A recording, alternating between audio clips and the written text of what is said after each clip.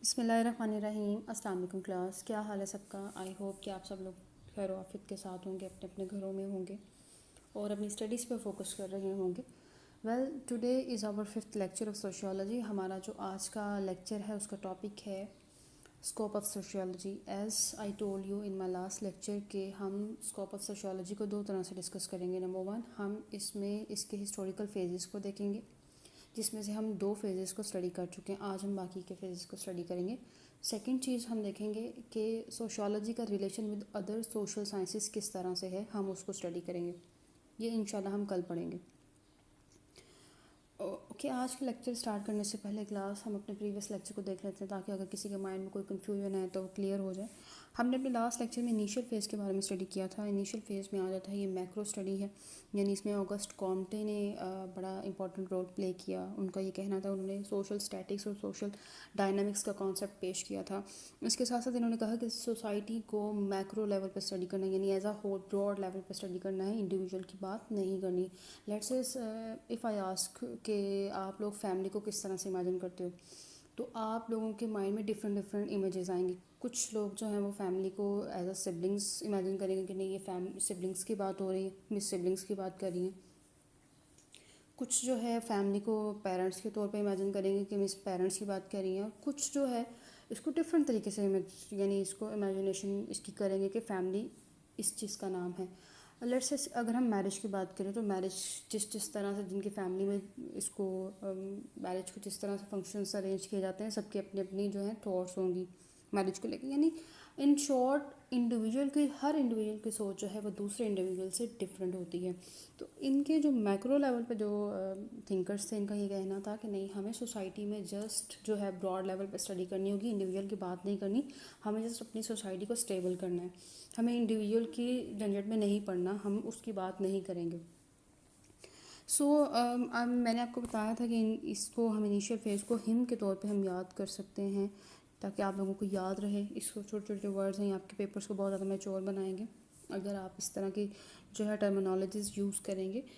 तो हिम वहाँ पे नहीं लिखना, ये हिम जैसा आप लोगों को याद करने के लिए बता रही हूँ।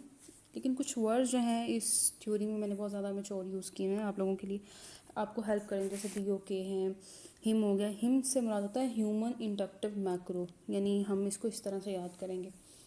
फर्स्ट जो हमारा स्कूल ऑफ थॉट था वो है सारा हिम के अकॉर्डिंगली, यानी ह्यूमन इंडक्टिव मैक्रो की बात हुई थी इसमें।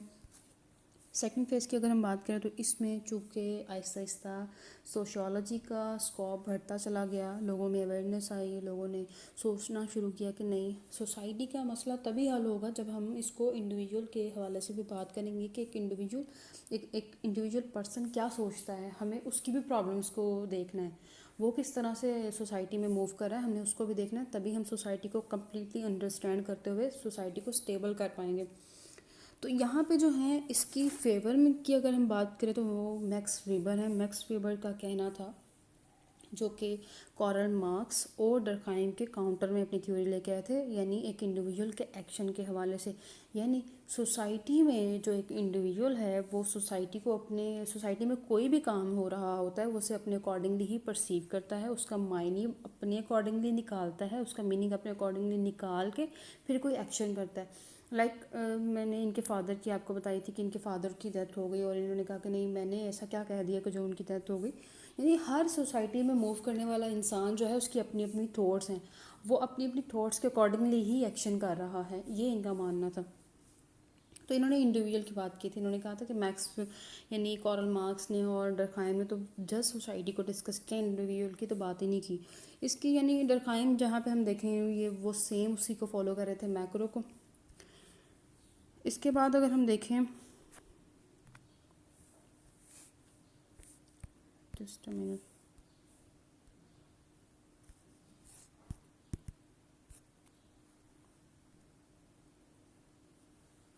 जी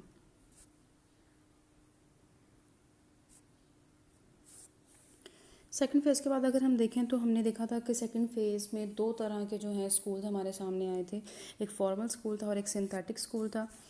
ये स्कूल ऑफ थॉट्स हमारे सामने आए थे। फॉर्मल स्कूल में चूँकि माइक्रो के हवाले से बात हुई थी और उसमें सब ने जोर दिया कि नहीं, हमें एक इंडिविजुअल के बारे में बात करनी। सिंथेटिक स्कूल में मैक्रो लेवल पे, फिर उसी चीज़ पे ही थे कि नहीं हमने सोसाइटी में ब्रॉड लेवल की स्टडी करनी, हमने इंडिविजुअल की बात ही नहीं करनी। डरखाइम ने हर चीज़ को एसोसिएट कर दिया सोसाइटी के साथ, ताकि इन जो सोशोलॉजिस्ट की अगर मैं बात कहूँ तो इनका ये मानना था, इनका ये पर्पस था कि सोसाइटी के सब्जेक्ट को बहुत ज़्यादा यानी वाइड करो, इसमें हर चीज़ को ले आओ, हम स्टडी कर लेंगे, हर चीज़ को ले आओ, इसकी हम उसकी प्रॉब्लम सॉर्ट आउट कर देंगे।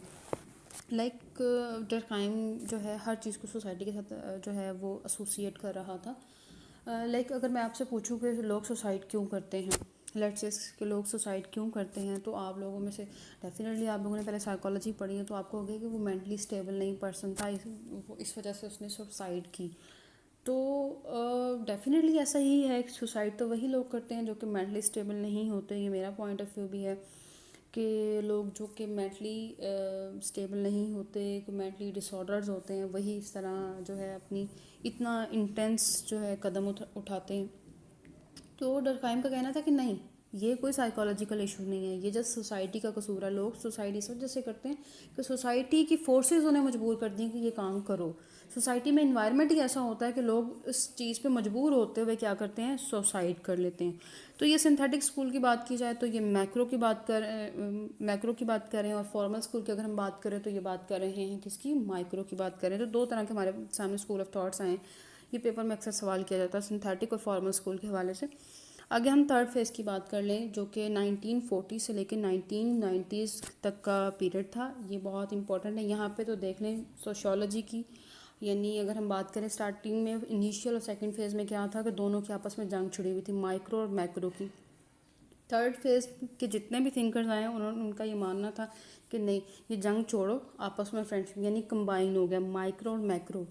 इसमें जितने भी थिंकर्स हैं उनकी यही अप्रोचेस थी कि नहीं, सोसाइटी को हम माइक्रो या मैक्रो के बगैर इमेजिन नहीं कर सकते, दोनों मिलके काम कर रहे हैं। देख लेते हैं कि इनकी थ्योरीज क्या थी। लेट्स से इसमें जो आ जाता है कि यानी ब्लेंडिंग का टाइम था, फ्रेंडशिप का टाइम था, माइक्रो और मैक्रो में इसमें जो सबसे इंपॉर्टेंट जो आता है पार्सन्स का नाम याद रखिएगा, ये हम आगे भी स्टडी करेंगे।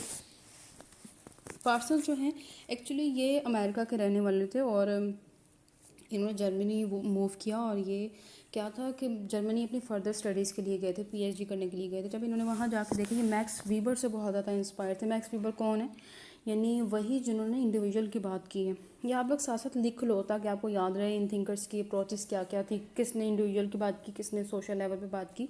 आप लोग लिख लो ताकि आपको आसानी रहे। अच्छा, मैक्स वीबर ने कहा, मैक्स वीबर से बहुत ज़्यादा इंस्पायर थे ये। इनकी वाइफ की जो है इन्होंने स्पीचेस भी सुनी, फिर ये बहुत ज़्यादा इंस्पायर होते हुए इन्होंने अपनी जो है सोशियोलॉजिकल अप्रोचेस को बहुत मज़ीद वाइड किया, अपनी थ्योरीज को मज़ीद वाइड किया। बेसिकली अगर देखें तो इन्होंने मैक्स वीबर की ही थ्योरी को लेते हुए उसको ब्रॉड किया, मज़ीद एक्सपेंड किया। तो इन्होंने अपनी दो बुक्स लिखी थी, द सोसा और द एसेस। हम इसको सोसा के नाम से याद रखेंगे, एक्चुअली इसका नाम है सोसा, स्ट्रक्चर ऑफ सोशल एक्शन। आप इसको इस तरह से याद रखोगे। लाइक ये देखो,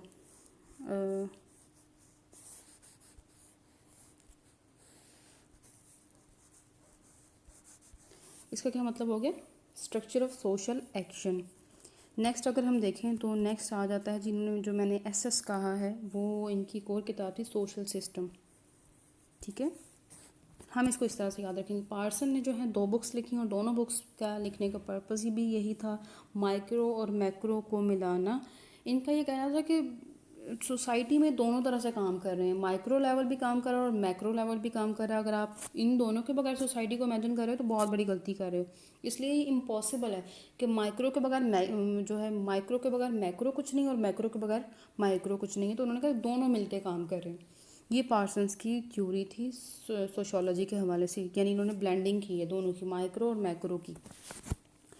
अच्छा जी, उसके बाद जो आ जाते हैं पे मर्टन की बारी आती है। मर्टन जो है एक्चुअली ये स्टूडेंट हैं पार्सन्स के ही, इन्होंने इन्हीं से जो है एजुकेशन हासिल की। उसके बाद इन्होंने अपनी थ्योरी पेश की और वो थ्योरी बहुत इंपॉर्टेंट है। वो किस हवाले से थी, इन्होंने एक लेटेंट और एक मैनिफेस्ट जो है फंक्शन की थ्योरी दी थी। लेटेंट और मैनिफेस्ट के बारे में अगर हम बात करें तो ये देखें, लेटेंट जो है ये है और एक मैनिफेस्ट। लेटेंट होता है हिडन,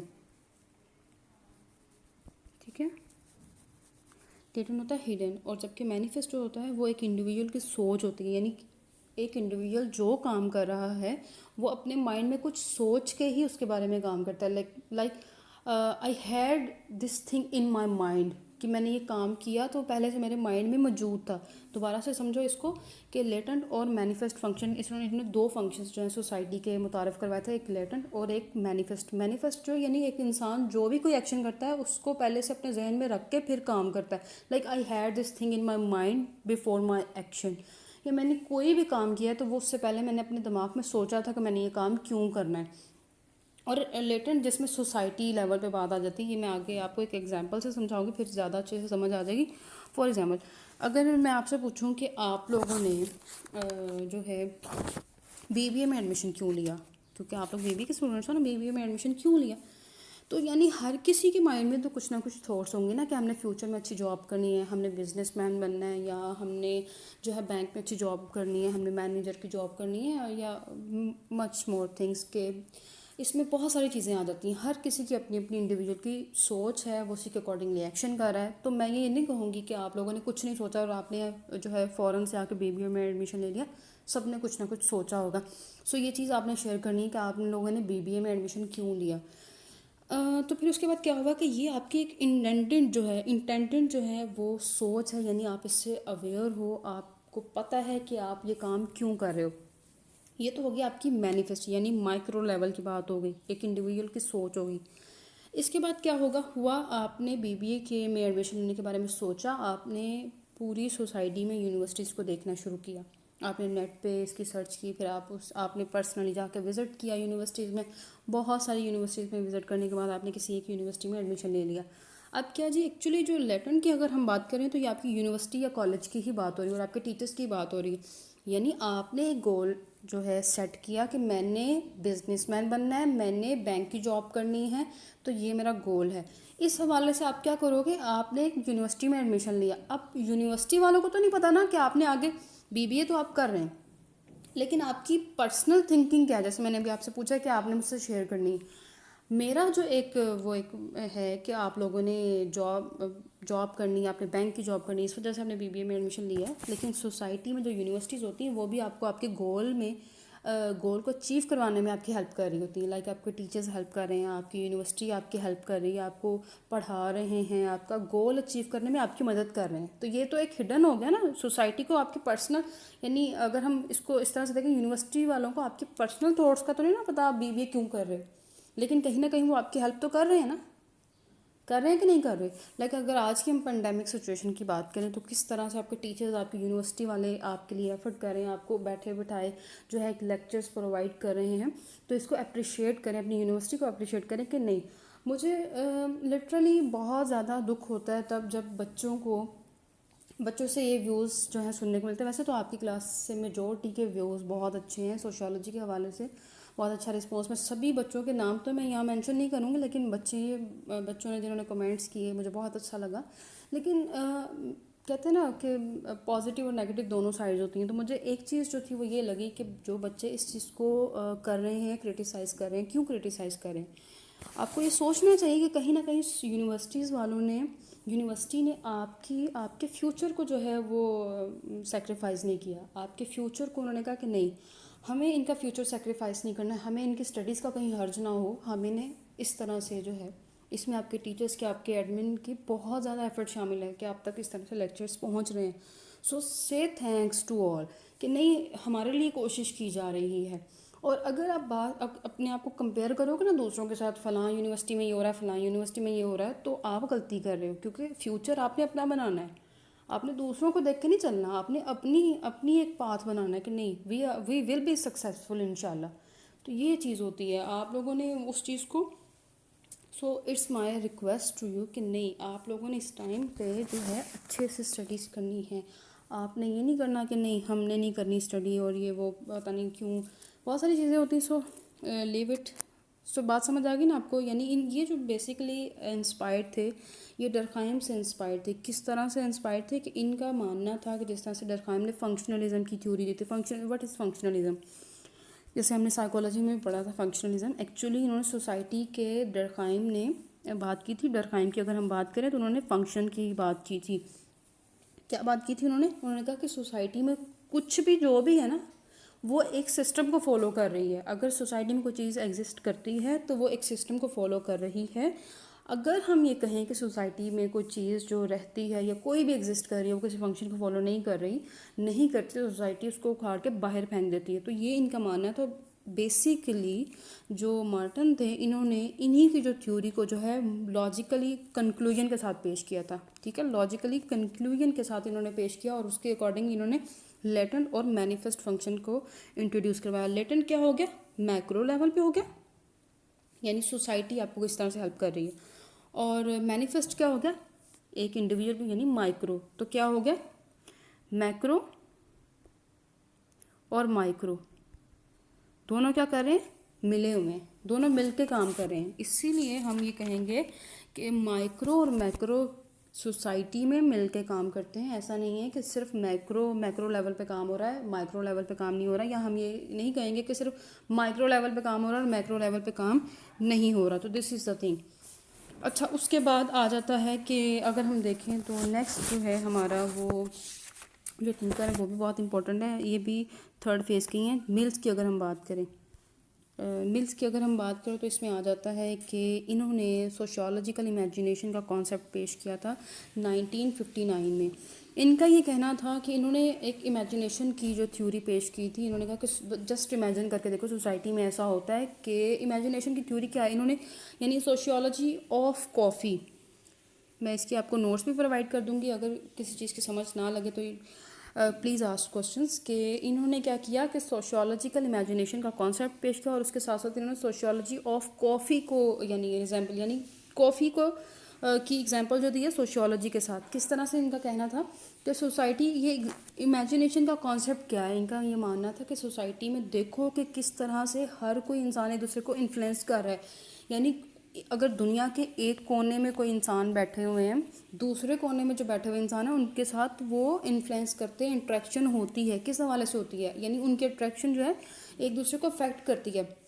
लेट्स से अगर मैं कॉफ़ी की मिसाल दूं आपको कि यानी उन्होंने पूरी एक चेन डिस्कस की हुई है। उनका ये कहना था कि देखो पहले आप इमेजिन करो कि कॉफ़ी, क्योंकि इमेजिनेशन की थ्योरी दी है हमने, आपने इमेजिन करना है, आपने बल्कि मुझे बताना भी है कि कॉफ़ी सबसे पहले जो है वो कहाँ पे उगाई गई। तो उन्होंने कहा आप मुझे बताओ कि लेट्स से इसके कॉफ़ी कहाँ सबसे पहले उगी, उसके बाद क्या हुआ जब ये नया नया इसकी स्टार्ट हुई तो बहुत सारे लोगों को जॉब्स मिली, एम्प्लॉयमेंट मिली। उसके बाद क्या हुआ, कॉफ़ी बीन्स जो है रोस्ट हुए, फिर अमेरिका गए, अमेरिका में लोगों ने कॉफ़ी को इस्तेमाल करना शुरू किया और उसके बाद उसको डेली इस्तेमाल करना शुरू कर दिया।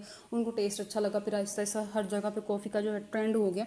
तो ये चीज़ उन्होंने कॉफ़ी की मिसाल दी है किस हवाले से, कॉफ़ी जिस तरह से एक जो चीज़ दुनिया के एक कोने में बैठे हुए जहाँ पे कॉफ़ी को सबसे पहले उगाया गया, वहाँ पे लोगों को अच्छी लगी, उन्होंने आगे सेंड की, उनको भी अच्छी लगी। तो कहीं ना कहीं देखा जाए तो एक जगह सोसाइटी में मौजूद एक कोना जो है दूसरे कोने को अफेक्ट करा गया। लेट्स से इसकी दुनिया के एक कोने में बैठे हुए लोग बाकी कोने में बैठे हुए लोगों को अफेक्ट कर रहे हैं। तो दिस इज द थिंग कि मिल्स ने जो है वो ये थ्योरी दी थी सोशली इमेजिनेशन की, यानी सोसाइटी के जो स्ट्रक्चर को आप इमेजिनेशन करो।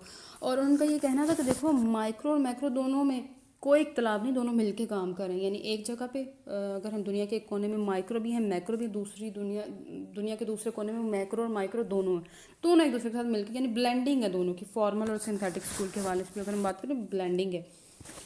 अच्छा, उसके बाद आ जाते हैं जी हमारे पास एंथनी गिडन की अगर हम बात करें तो मोस्ट पॉपुलर सोशियोलॉजिस्ट लाइफ, ये आजकल के सोशियोलॉजिस्ट की अगर हम बात करें तो ये चीफ एडवाइज़र भी रह चुके हैं टोनी ब्लेयर के, जो कि यूके के प्राइम मिनिस्टर हैं। उनकी बात करें तो अगर देखें तो इन्होंने स्ट्रक्चरलिज्म की थ्योरी दी थी। किस तरह से वही बात आ गई कि माइंड के स्ट्रक्चर की हमने बात की, इसमें सोसाइटी के स्ट्रक्चर के हवाले से उन्होंने बात की। उन्होंने जो एक बड़ी इंपॉर्टेंट जो है थ्योरी दी थी डबल अंडरस्टैंडिंग के हवाले से अगर हम बात करें तो हर्मेनोटिक्स की अगर हम बात करें तो उसका मतलब होता है कि डबल यानी अंडरस्टैंडिंग, ये जर्मन वर्ड है और इसका इन्होंने कॉन्सेप्ट दिया। उनका कहना है कि सोसाइटी में दो तरह की अंडरस्टैंडिंग्स हो रही हैं। यानी सोशलिस्ट से कि अगर हम सोशियोलॉजी की बात कर रहे हैं, यानी सोशियोलॉजिस्ट की बात करें तो सोशियोलॉजिस्ट जब किसी इंडिविजुअल को या सोसाइटी के प्रॉब्लम को सॉल्व करने लगे तो सबसे पहले क्या करते हैं, वो एक इंडिविजुअल को सोच रहे हैं, इंडिविजुअल की बात कर रहे हैं। अब इंडिविजुअल जो है सोसाइटी में किन किन चीज़ों को किस तरह से ले रहा है, यानी फैमिली को किस तरह से इमेजिन कर रहा है, अपनी स्टडी को किस तरह से इमेजिन कर रहा है, मैरिज को किस तरह से इमेजिन कर रहा है, तो सोशियोलॉजिस्ट क्या करेंगे, किसको स्टडी करेंगे, वो इंडिविजुअल को भी स्टडी करते हैं, और उसके साथ एक इंडिविजुअल जो है सोसाइटी में मौजूद बाकी जितनी चीज़ें हैं उनको किस तरह से इमेजिन करते हैं उसको भी स्टडी करते हैं। तो ये इनका मानना था कि उन्होंने कहा कि पहले ऐसा करो कि जो है इस चीज़ को इस तरह से देखो कि पहले ऑब्जर्व करो चीज़ों को, फिर उसके बाद देन अंडरस्टैंड करो। ये इनका कहना था कि उन्होंने कहा कि ब्लेंडिंग पे इन्होंने जोर दिया, इन्होंने भी माइक्रो और मैक्रो की ब्लेंडिंग पे जोर दिया। उन्होंने कहा ये नहीं अलग नहीं है, हम इसको कॉन्सेप्ट हम इमेजिन ही नहीं कर सकते कि सोसाइटी जो है वो माइक्रो और मैक्रो के बगैर चल सी, दोनों मिलकर काम कर रही। तो ये थर्ड फेज़ क्या है जी, फ्रेंडशिप का दौर है, इसमें माइक्रो और मैक्रो दोनों की फ्रेंडशिप है, दोनों ने मिलकर काम किया। जितने भी थिंकर्स आए उन्होंने यही कॉन्सेप्ट दिया कि नहीं सोसाइटी जो है वो मिलके काम कर रही है।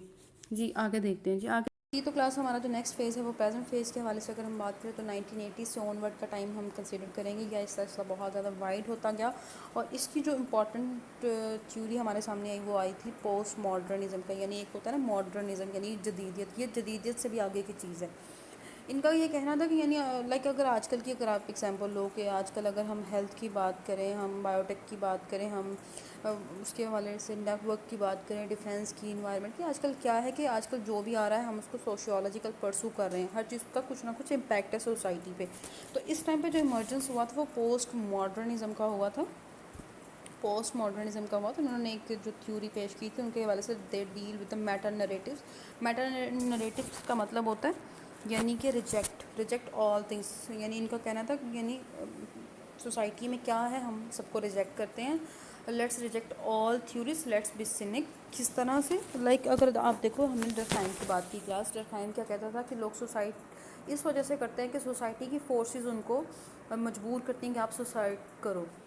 तो इन्होंने कहा कि नहीं, ये सोसाइटी की अगर हम बात करें क्या सोशियोलॉजिकल फिनोमेना है, क्या साइकोलॉजिकल फिनोमेना है, हम इसके बारे में कुछ बिलीव नहीं करते, इनको भी छोड़ो, इंडिविजुअल की बात भी ना करो, यानी हमें नहीं पता। क्योंकि आजकल क्या है ना, आजकल कुछ भी जो है सोसाइटी में हो रहा है, हर किसी के पास अपना अपना अपनी अपनी बात को प्रूव करने के लिए लॉजिक्स हैं। यानी अगर हम मैक्रो की बात करें उनके पास लॉजिक है, माइक्रो की बात करें उनके उनके पास भी लॉजिक है। तो हमें पोस्ट मॉडर्निज्म की बात करनी होगी, हमें इनसे हट के सोचना होगा। मैं आगे एग्जांपल के साथ वाज़ह करूँगी फिर और अच्छे से समझ आ जाएगी। अच्छा, इनका ये कहना था लाइक अगर आप देखो अगर जो कि लेटेस्ट टर्म आई थी एक यूएसए में जिसका पोस्ट ट्रुथ के हवाले से, अगर आपने सुनी हो पोस्ट ट्रुथ के हवाले से जो है वो लेटेस्ट टर्म आई थी यूएसए में। इनका ये कहना था कि किसका सच है किसका झूठ है कुछ पता ही नहीं, हर किसी का तो हर चीज़ का तो एविडेंस मिल जाता है। लाइक अगर हम बात करें हिलरी क्लिंटन ने क्या कहा, ये सच है ये झूठ है, इसका भी एविडेंस मिल गया है। डोनाल्ड ट्रंप ने क्या कहा, उसका भी एविडेंस मिल गया है। तो दोनों के पास अपनी अपनी बात को प्रूव करने के लिए एविडेंस भी है, लॉजिक भी है। तो उन्होंने कहा, तो ये कहते हैं पोस्ट मॉडर्निज्म वाले ये कहते हैं let's be cynic, let's not accept any theory. हर इंसान के पास अपने सच के लिए जो है फैक्ट्स अवेलेबल हैं और इसको प्रूव करने में लगा हुआ है। So what is the reality, what is the objective reality, हमें नहीं पता। इस हवाले से अगर हम बात करें जो थिंकर्स की जो हैं उनमें आ जाता है जी जैक ड्रीडा ने बड़ी इंपॉर्टेंट थ्योरी दी थी। किस हवाले से दी थी, उन्होंने कहा कि डीकंस्ट्रक्शन की इन्होंने बात की, यानी हर चीज़ को तोड़ के देखो। मिसाल के तौर पे अगर आप एक सड़क पे चल रहे होते हो और आप देखते हो वहाँ पे लिखा होता है कि मेन आर एट वर्क, तो वहाँ पे क्या आप इस चीज़ को प्रूव करो कि सिर्फ वहाँ पे क्या वाकई मैन काम कर रहे हैं, वहाँ पे औरतें काम नहीं कर रही। तो उस चीज़ को दोबारा देखो, दोबारा तोड़ के देखो। इस यानी अगर हम लैंग्वेज की अगर हम बात करें तो ये ऐसा हो सकता है कि humans are at work, are at work, यहाँ पे इंसान काम कर रहे हैं। अगर आप देखो कि इनका ये कहना था कि लैंग्वेज भी जो है सिर्फ एक ही चीज़ को फेवर दे रही है और वो भी ही को, यानी मैन को फेवर दे रही है, वुमेन को फेवर नहीं दे रही। इनका ये मानना था। लाइक अगर आप अपनी डेली रूटीन के हवाले से बात करो तो जब भी आप किसी थर्ड पर्सन को रेफ़र करते हो तो आप ही यूज़ करते हो, यानी he said, he word paper में आप बहुत ज़्यादा इस्तेमाल करोगे, ही सेड, दे सेड। जब भी आपने किसी थर्ड पर्सन को रेफ़र करना तो आप इसकी यानी जनरल टेंडेंसी क्या है हमें नहीं पता। तो अगर मैं पोस्ट मॉडर्निज्म की बात करूँ तो अगर हम कहना शुरू करें तो शी, तो ये मेरे पॉइंट ऑफ व्यू से पोस्ट मॉडर्निज्म होगा, यानी माइक्रो मैक्रो से हट के कि क्या चीज़ रियलिटी है क्या नहीं। यानी अगर लैंग्वेज की अगर हम बात करें तो कोई भी ऑब्जेक्टिव रियलिटी नहीं दिखा सकती, तो हमें पोस्ट मॉडर्निज्म की यानी जदीदियत की बात करनी होगी।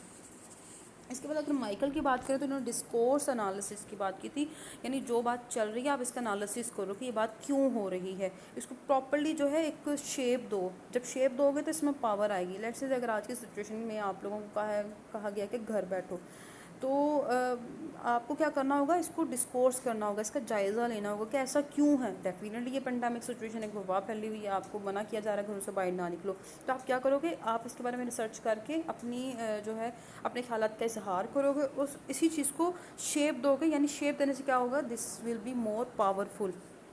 आपने डिस्कोर्स करने के बगैर उस चीज़ पे बिलीव नहीं करना। लाइक अगर आप किसी कॉलेज या यूनिवर्सिटी की बात कर लेते हो, या किसी कोचिंग सेंटर वालों की बात करते हो, तो वो क्या कहते हैं कि हमारा फ़लाँ स्टूडेंट था। बेसिकली ज़्यादा यूनिवर्सिटीज़ की बात कर लेते हैं। यूनिवर्सिटीज़ की अगर जो है वो बात निकलती है कि हमारा फ़लाँ स्टूडेंट जो है वो ये बन गया, ये आपको नहीं पता कि अंदर क्या चल रहा है। आपका बस आपकी एक डिस्कोर्स शेप कर दिया गया कि यहाँ पे बहुत अच्छा हो रहा है, यहाँ पे अच्छा नहीं हो रहा, और आप उसी को फॉलो कर रहे हो।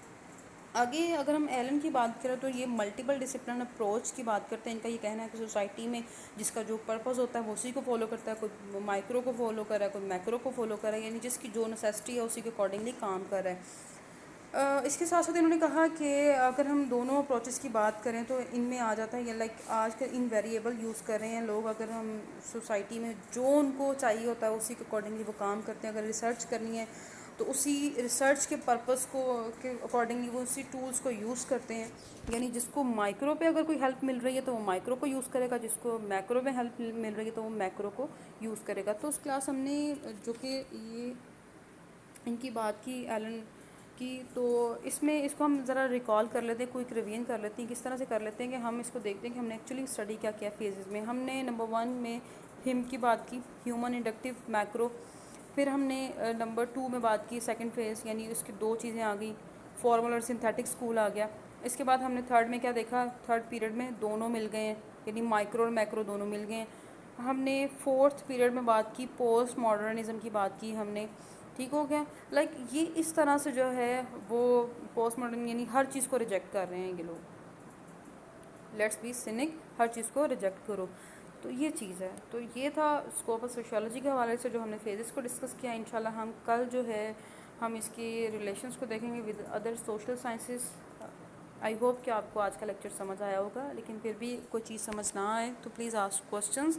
सो क्लास टेक केयर, अल्लाह हाफिज़।